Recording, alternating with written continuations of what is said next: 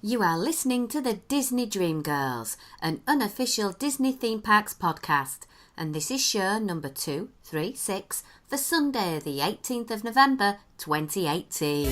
Where dreams begin. Hello and welcome to the Disney Dream Girls. My name is Michelle Young, and together with my good friend Jayne Phipps, we are your guides to the place where dreams begin. Hello there, Jayne. Hello there, Michelle. It feels like it's been such a long while since we've chatted. It has. We've had a couple of shows with me accompanied with an assortment of our wonderful, lovely Disney community. Yes. And whilst that's been lovely to listen to, it is nice to talk to you again, dear. It is. We've missed you, but we know sometimes our schedules just collide and yes, things don't go as smoothly as they can. But we have got an absolute cracking show this week. But without further ado, let's head on in and do On This Week in Disney History. Okie doke.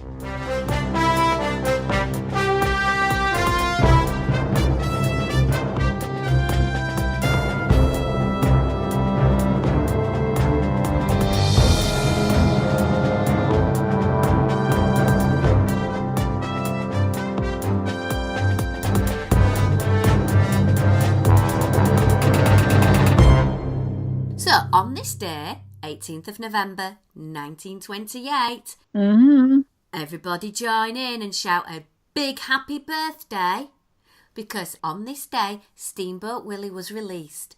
This film was directed by Walt Disney and Ub Iwerks, and the cartoon is actually considered to be the debut of Mickey Mouse and his beautiful girlfriend, Minnie. However, both Mickey and Minnie did grace our screens much earlier in a test screening called Plain Crazy. Steamboat Willie was revolutionary at the time because it was the third Mickey Mouse film. It was the first to be distributed. It was also the first cartoon to feature a fully post-produced soundtrack. And I would just like to say, can I say happy birthday to my dad? Because my dad shares a birthday with Mickey Mouse. But your dad's not 90. No, not quite. No, definitely not 90. You'd kill me for saying that. Well, we've got a special visitor who wants to say hello. Hey everybody, Mickey Mouse here, and I just wanted to drop by for a moment and say, oh gosh, thanks for all the birthday wishes, Michelle, and everybody else too. Wow, has it really been 90 years? Where does the time go? Here's to 90 more. So long! We'll move on quickly, she says, to the 19th of November. And on this day in 1905, actress Eleanor Audley, who was the voice of the Wicked Maleficent in the 1959 Sleeping Beauty and Lady Tremaine in the 1950 Cinderella, was born in New York City. Fun fact is that both Sleeping Beauty and Cinderella Disney legend and animator Mark Davis created the character's facial features to resemble Audley herself. She was also the original voice of Madame Leota for the Haunted Mansion attraction. Well, I'm going for a little bit more of a more recent celebration of a birth, and this was 1962 in Los Angeles, and the Academy Award-winning actress, director and producer Jodie Foster was born. At the age of 10, she made her feature film debut in Disney's 1972 Napoleon and Samantha, playing the role of Samantha. In total, she starred in 3 other Disney films. Anyone know these? Well, she took the role of Casey in Candleshoe. Yeah, I'd never heard of it either. Was Annabelle Andrews in the original Freaky Friday film, and finally Martha in One Little Indian. Aww, happy birthday, Jodie. And if we move on to the 21st of November in 1963, we saw the top secret arrival in Orlando of Walt Disney and a group of his top executives. The team was searching for a perfect location for Walt's next new project, which ultimately became the Florida Project, aka Walt Disney World. And when they arrived, they even went to the extremes of using pseudonyms, and Walt's was William Brown. Fantastic fact there, Jayne. Well, I'm going to move to the 22nd of November 1998, and the second full-length computer-animated feature film, produced collaboratively between Disney and Pixar, A Bug's Life was generally released. This was directed by John Lasseter, and the music was by Randy Newman himself. Did you know that the plot of the film is loosely based on an Aesop's fable, The Ant and the Grasshopper? Annoyingly for us Brits, though, we didn't get to see it in November 1998. No. We had to wait till the 5th of February 1999. Anyway, that's it for On This Week in Disney History. So, Jayne, I think before we even begin the show fully, after doing some of those facts, we can't really do a Disney podcast without mentioning the passing of Stan Lee this week. No, that was really, really sad news. Big lovers of Marvel, obviously, over here in the Phipps household. So very, very sad news to hear of his passing. I'm not, as we all know, a massive Marvel fan. However, the contribution that this man made and continues to make is staggering. Like, even in my classroom, I have one of Stan Lee's infamous quotes to encourage my boys to read. And the quote says, the more you read, the better you're going to become as a storyteller. And for me, that was a summarisation of what Stan Lee stood for. Absolutely. Very much an inspirational character, very much an inclusive person as well. The stories that he was able to bring initially, obviously, to paper and then ultimately to screen are ones that demonstrate that we're all here together and we should all be working together and looking after each other, no matter who we are, where we come from, what we are, what colour we are, what sex we are, no matter what. And I think that legacy is going to live on because of the work he demonstrated. Yeah. I've got two more further quotes I'd like to just leave people with for just a moment to consider them. The first one was regard to his motto, Excelsior. And basically it's a definition and it means upward and onward to greater glory. Absolutely perfect. And he's quoted to say that to him meant keep moving forward. If it's time to go, go. It's time. Nothing lasts forever. Yeah, it's very appropriate this week as well. And there was lots of, on Twitter, it was the hashtag that was associated, unfortunately, this week for him. Yeah. Final one. We are all admittedly either a geek or a nerd or a combination of somewhere along the lines of Disney or Marvel or Star Wars or whatever. And to Stan Lee, he said it became a badge of honour because it's the geeks like us that really make or break a TV show, a movie or anything. They're the ones that are passionate about these things and who collect the paraphernalia and talk about them. A geek is really somebody interested in the communication and entertainment and finding the best way to avail himself or herself to that whatever. Yeah. And I thought that just summarised us as a community, as a family between all of us. So, Stan, rest in peace and thank you ever so much for the entertainment you've given everybody across the world. Absolutely. Second that. So, Jayne, let's move on. And we've both got a news topic we want to discuss this week. Well, we've got a splattering of things, but I think yours is the more shocking. Yeah, so this actually came out a couple of weeks ago in my Star Wars costuming community. Just a little bit of history. Over here in the UK, being part of the Star Wars costuming groups, we're part of the Mandalorian Mercs, me and Simon, and also part of Joker Squad and East Midlands Garrison. And the last couple of years, we've been extremely fortunate to take part in a very large cosplaying event that has been run through Legoland Resort down in Windsor. And it's happened for about the past 5 years. They've organised a Star Wars weekend, which has always coincided with our first bank holiday weekend in May, which happens to be very close to May the 4th. May the 4th be with you. What Legoland have always done is they've invited in various costuming groups in the UK to take part in the Star Wars weekend. It's been a 3-day weekend. They invite all the costumers in. I think they've had between 200 and 250 costumers each year. And what basically Legoland have done is said, you guys come in, you've got amazing costumes, entertain the public, have lots of photos, high fives, take part in these parades. We're not going to pay you because you're voluntary and you just do this for the love of it, which we've gone, yeah, brilliant. But what we'll do instead, have said Legoland, we're going to donate £15,000 each year to the Alexander Devine Children's Hospice down near Legoland in Windsor. So that's been going on now for the last 5 years and we've had a great time doing it, to the point that within the costuming community, it's quite a privileged thing to take part in. Great time. And we'd actually said that come 2019, we said we're going to bite the bullet and we're going to do all 3 days. Now, this year we had an amazing time. It was extremely hot and very exhausting. But we said, no, you know what? It brings so much joy to people that go to Legoland because they're all Star Wars fans and we're coming out to seek certain characters and so forth. Yeah, we've got it in our diaries. 3-day weekend next May. That's what it was all set. And then we got an inkling of some news that was coming out, and eventually it came out within all the Star Wars groups that Legoland are no longer doing these events. And it's not just Legoland in Windsor, it's Legoland worldwide. Wow. And basically, Lucasfilm have turned around and said that Legoland are no longer allowed to do these Star Wars events.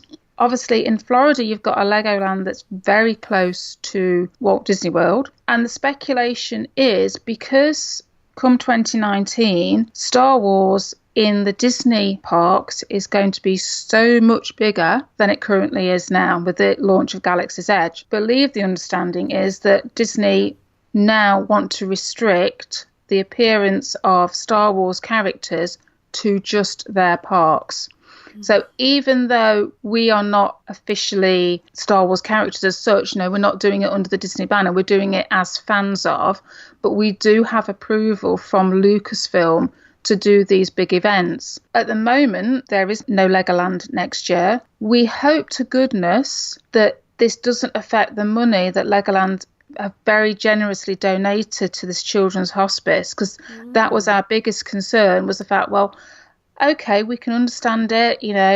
Disney have this amazing franchise that they're going to be very protective of and going to want to keep it close to home. We understand that. But the knock-on effect for over here in the UK is that potentially this hospice is going to lose £15,000. I run a small charity preschool. I appreciate every penny we get donated to us, and I completely know where this hospice will be, as much as they may get donations from other entities. I'm sure that the groups themselves will find other events that we can support. They may not be on the scale of Legoland, because Legoland obviously brought together lots of groups of costumers. It's going to be interesting to see how we move forward. We will still be doing events like Feel the Force, which is very special because it's designed for families with children with additional needs. And we hope that through the different groups that we're involved with, we can find other outlets and other ways to raise money for charities, because that's part and parcel why we do the cosplay, is so that we can go out there, bring smiles to lots of people's faces, have great photos, great interactions. But then if we can raise some money for a charity as well, it's kind of like the icing on the cake. And that's our main focus for doing it. Such a shame is that, as you've said, for those reasons. But with Star Wars Land opening up next year, I suppose it's just protection of their IP, really, isn't it, in their point of view? Yeah, I mean, you got to put your Disney corporate hat on. You can see exactly what they're doing and why they're doing it. And then you put your cosplay hat on or helmet on, and it's like, but we know we were doing good. But I suppose their argument would be because we were there, we were encouraging more people to go to Legoland, therefore it's a competitor. And yeah, I'm sure it could get very complicated legally wise. But okay, super duper. Well, my topic is a little bit more frivolous than Jayne's, I'm afraid, because I'm going to talk through some of the most Instagram-worthy of food pictures. Now, some of these food items might not actually be worthwhile eating, but they definitely will be worthwhile buying and blinging up your Instagram feed and making all of your friends dead jealous because they look amazing. Now, the first one I'm going to squeeze in, and this really wasn't part of my list, but I did post it on Facebook earlier in the week, was the Sugar Plum Churro available in Disneyland. Good old Wendy Cooper let me have a picture of this, and she basically just said it's not very good. It tastes very synthetic, very fake. It's purple dusted sugar. It's a waste of $5.25. So save your money, guys. Anyway, my top 5 here. So I'm going to go to Disneyland and I'm going to go to Schmoozies, because Schmoozies seem to be the place where if you want food for Instagram, they're going to sell it to you. And this is over in Hollywoodland at Disney's California Adventure. And the first one is the Mini Wreath Donut. And it's a whopping $8.99. It's a bit of a price tag is this one. Wow. It's a donut. But it's not. I'd say it's cronut because it's like fakey pastry. So it looks to me like it's one giant big cronut, and it does look fairly big. It's bigger then those little side plates that they use for all the desserts and things. And it kind of nearly overlaps that. It's been cut in the middle and it's got a chocolate ganache in the middle. Then on the top, it's got bright green Christmas tree colour icing, edged with that beautiful broken up candy cane dust. And then it's got 3 sort of M&M substitute chocolates to look like hollies. And then you've got a big polka dot red and white mini bow. It does look sensational. But to be honest, I think a couple of mouthfuls of this one and you'll probably wish you'd spent that $9 on something else. Yes, I can imagine being quite sickly quite quickly. Yeah, and messy, flaky cronutty donutty, messy mush mush. Mm. You know, anything with chocolate ganache is going to end up being worn by me. I just know it. Now, the next one, just sounds so sensationally seasonal that I'm drooling and salivating even describing it to you. This is the gingerbread cookie ice cream sandwich. Now, for me, this is the trifecta of all good things. 1, ice cream. 2, ice cream. And 3, ice cream.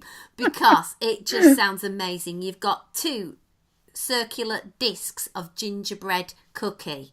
In the middle, you've got brown sugar cinnamon ice cream squished in between, and then it's edged round the end with crumbled, broken up bits of biscuit. On the top of your top disc of the gingerbread is the cutest, most elegant little gingerbread man with little bits of piping to show his smiley face and his gumdrop buttons and his little socks and his gloves. It looks amazing. And this is a much more affordable price of $4.49. So that for me is my top tip. Gingerbread and cinnamon, can't beat it. Absolutely. Now, there's one here I've got for you, Jayne. Oh, okay. Now, this is going to be available at Disney Springs in Jock Lindsay's Hangar Bar. But I think Disney's made a bit of a boo-boo with this one because for me, this isn't Christmas. This is Star Wars Land adult-style beverage. Oh, okay. So imagine a kind of martini glass mixed in Malibu rum, rum charter, blue curacao liqueur and pineapple juice with an edge of lemon on the side. This is adult blue milk. I was just going to say it's very blue, turquoisey blue. It's very blue. It's $11.50, so the price might make you blue as well. You know I cannot go through a list of Instagram-worthy pictures and food without mentioning our much-loved Amorettes. They have gone 90th Mickey crazy with the started with a mouse cake. Oh. Now, this isn't overly big, but if you can imagine the sorcerer's hat with 2 chocolate discs on either side for the ears. The sorcerer's hat has got a little red balloon and is edged in what looks to be fondant bow. So it's a beautiful shade of blue, and inside you have got a Boston cream white chiffon cake, and it is just sensational. Very cute. However, I don't think this is the $16 one. I think this is the $8 smaller cake. Oh, okay. If anyone's around and is able to get me a price on this one, I would be really grateful, but it looks so cute. Yeah, we need somebody to do a taste test for us, don't we? And send me one in the post. Not sure it'll survive, but, you know. Now I'm going to go to something that is a little bit more in everybody's pockets here. And this is the Trolley Car Cafe, aka Starbucks, at Hollywood Studios. And they've brought out a large 2-layer shortbread cookie. Right. It's the perfect Mickey shape. So if it's Mickey shaped, it's got no calories. So, absolutely. So we like. Yeah. It's 2 layers of shortbread, and one ear has been dipped in green chocolate, and the other ear has been dipped in red chocolate. That's the Christmas link. And it's got the most weirdest white chocolate disc of Mickey stuck in the middle, because it's just the little white face of Mickey with the eyes, nose and mouth, which looks really bizarre. And then obviously this one I'm looking at is a mini because it's got a bow on the top. Right, okay. But for the price, it'll be under $5. I think that's a great one for sharing a lot of shortbread goodness between you and your family. And very Christmassy shortbread as well. Absolutely. So those are my Instagram-worthy ones, but let's not leave this topic without Casey's Corner topping Instagram completely, because they decide not to just bring out one hot dog for Instagram. Oh, no. They bring out 12 days of Christmas dogs. Right, okay. So instead of an advent countdown each day where you get a chocolate, you can go to the Magic Kingdom and splurge on an assortment of hot dogs topped with different stuff. Okie doke. Starting on December 14th, going down to Christmas Day. And the Christmas Day one is actually going to be available through to the 1st of January, and that's going to be their 2-footer. Oh, okay. Now, in between, you've got some pineapple teriyaki, you've got Philly cheesesteak, cheesy dog, jalapeno. There's nothing really that's sort of screaming out to me, stop everything and get on a plane. But I imagine there'll be some great pictures of people holding a hot dog with Cinderella Castle in the background. Yeah, and I suppose if you're able to be there for the 12 days, it would be quite a nice little challenge to do, wouldn't it? Absolutely. I managed all 12 hot dogs. So that's just a little bit of fun and laughter on that one. I'd like to talk a little bit about a new event that's happening in the Magic Kingdom, Jayne. Ooh, what's this then? Well, I saw it and I didn't quite acknowledge what it was going to be until I read into it a little bit. I sort of glossed by it. Oh, okay. It is called Tony's Most Merriest Town Square Party. Oh, I've not heard about this. Oh, Jayne, it's amazing.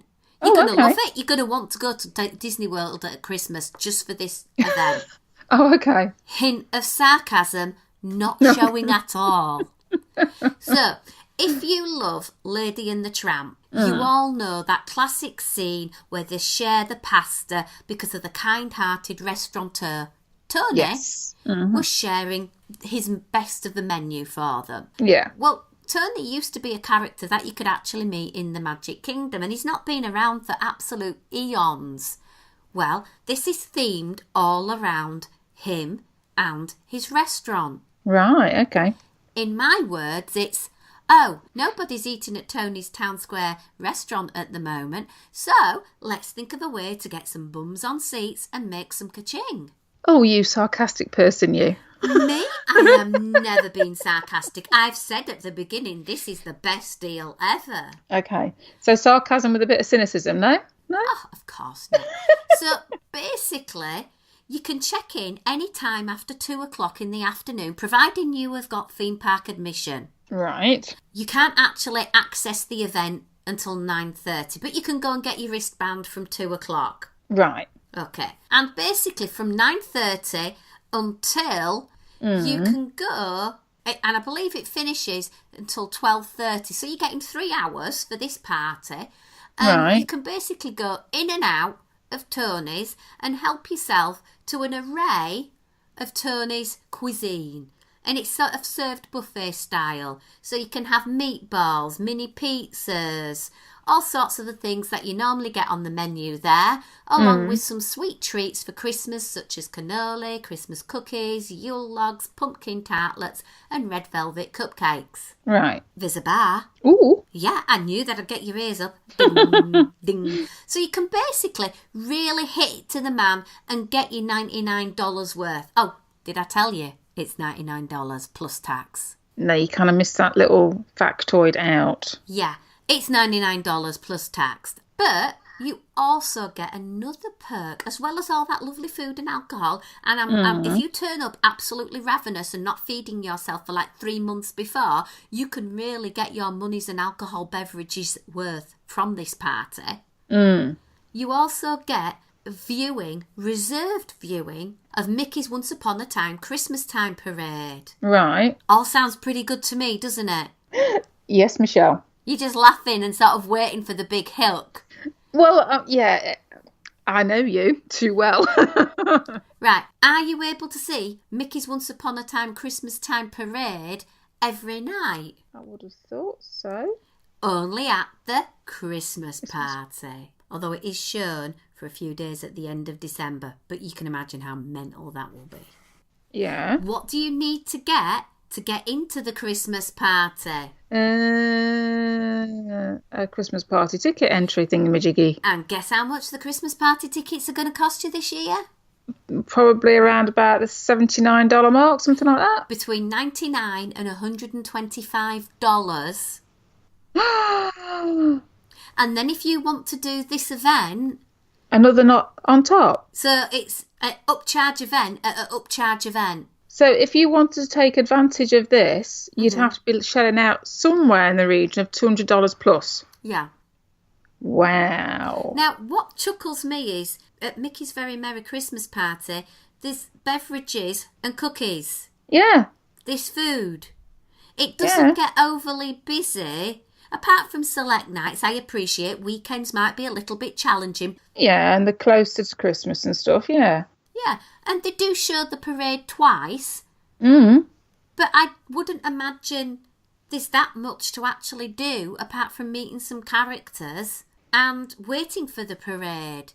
I do not see the point in paying $99 for this. No, I mean, I had the luckiness to do Mickey's Very Merry Crikey quite a lot of years ago now, back in 2000 and, was it 2004, something like that? So it is a long while ago.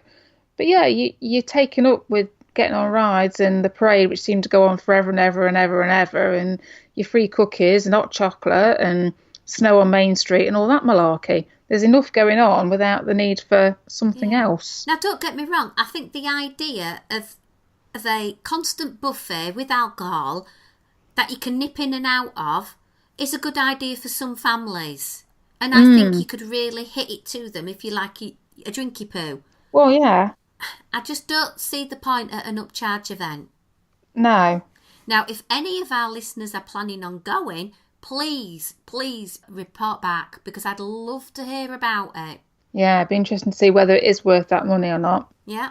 Anyway, let's move on because we've got another feature. I told you it was cram-packed this week. Crack, we're going for it, aren't we? We are going through everything tonight, I tell you.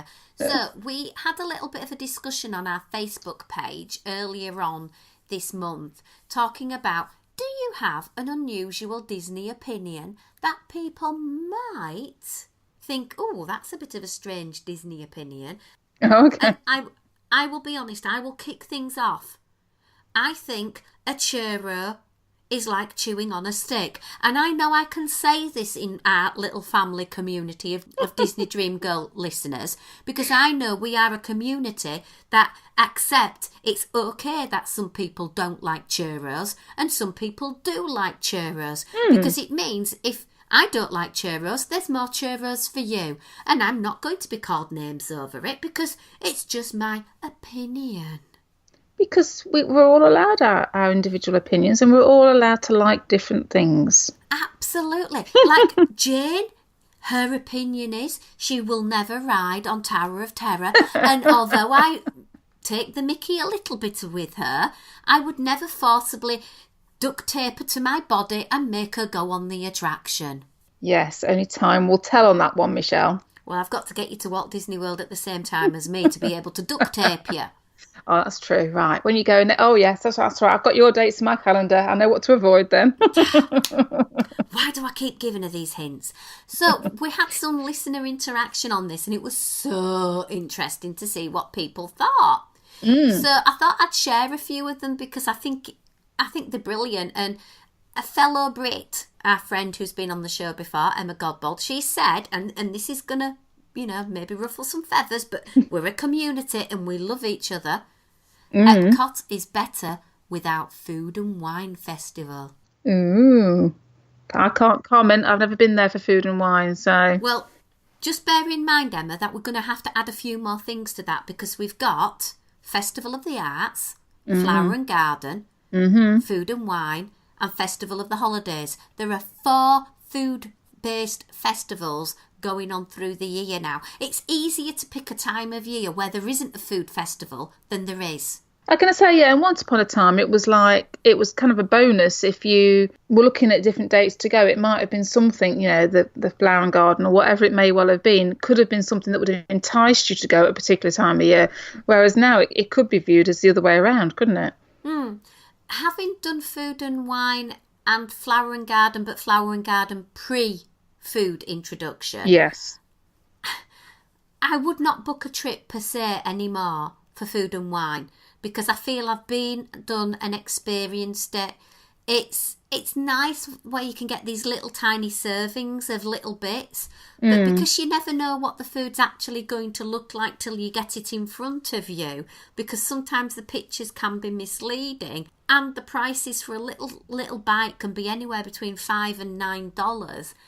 I'm a little bit torn over whether I'd book a trip per se for Food and Wine, and if I was going to be there at the same time, I would never do an evening there. No, too busy. Well, I'd forget the busyness. I think it's too much emphasis on the wine. Ah, of course, yes. Anyway, we've got some really good viewpoints now with regards to Fantasmic. Okay. George Turner, hashtag there I said it.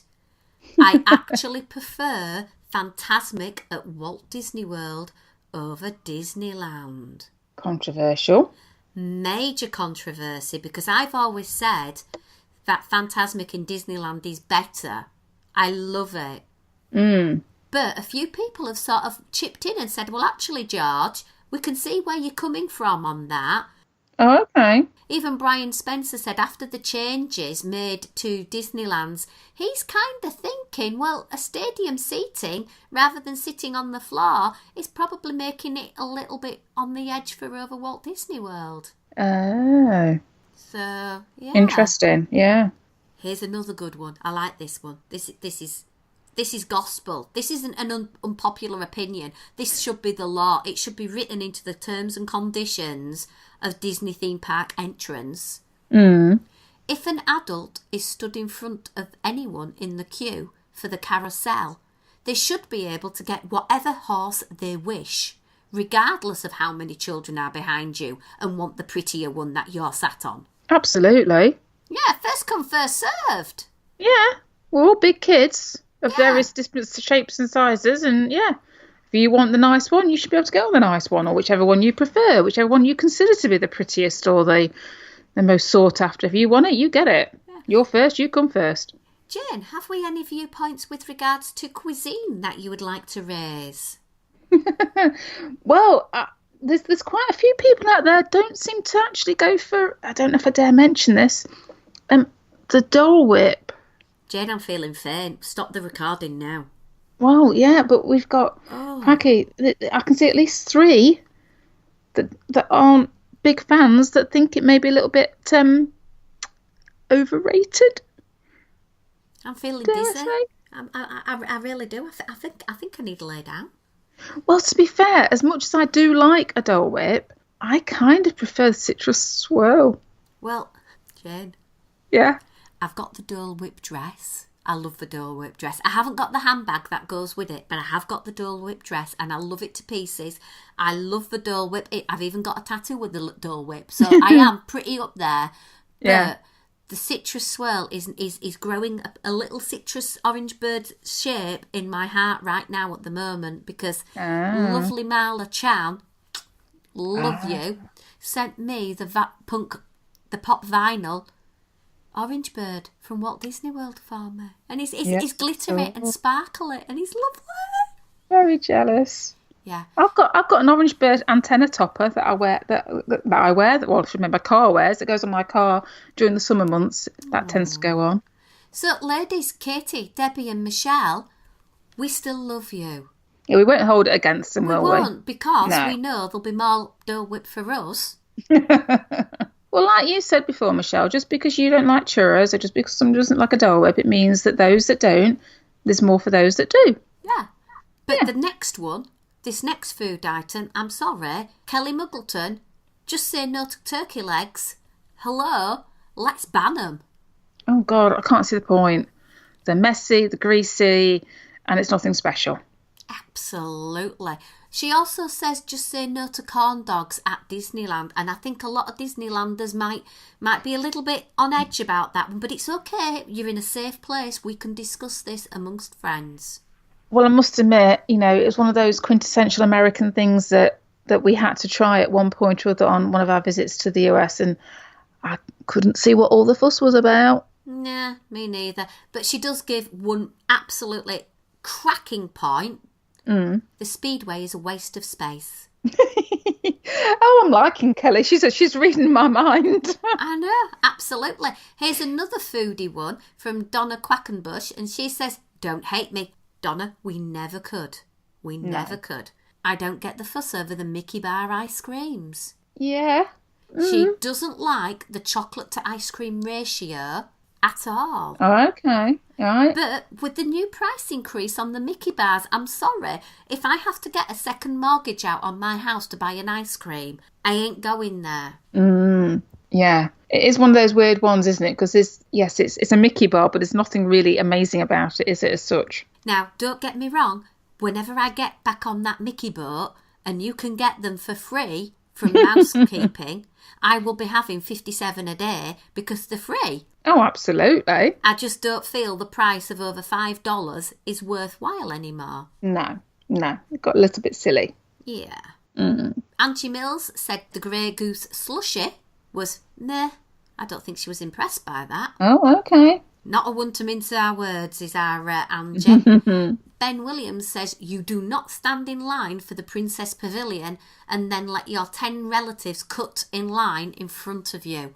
It's not just the Princess Pavilion, Ben. Oh, it's anything then, isn't it, though? Anything. I'm sorry. If you're waiting, you're waiting. You don't wait and save a place for other people. No.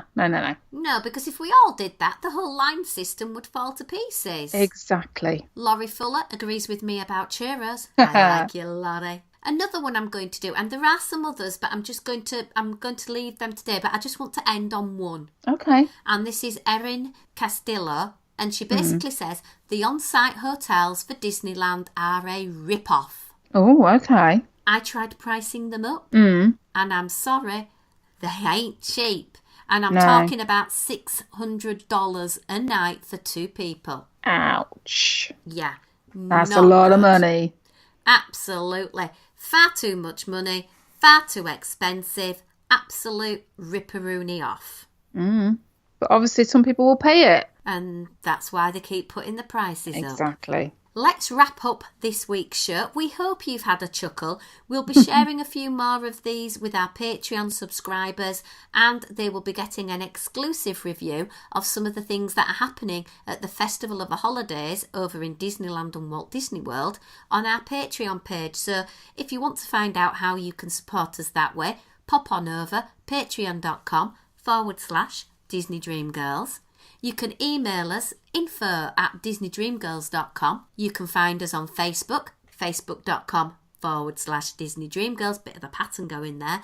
And we are on social media, Twitter and Instagram @DisDreamGirls.